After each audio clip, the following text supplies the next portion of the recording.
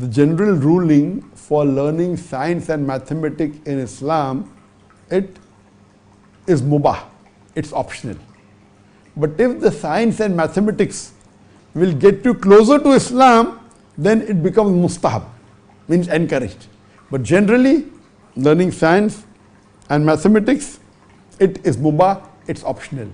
But if learning science and mathematics may get you a good living, so that you can earn good for your family, so that becomes mustahab. Mustahab means encouraged.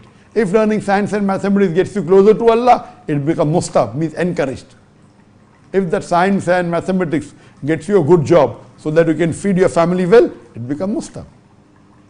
If that science and mathematics takes you away from Islam, then if it's going to cause loss to you, it becomes makruh. It can even come under the haram category. But generally, learning science and mathematics, it's mubah or mustahab.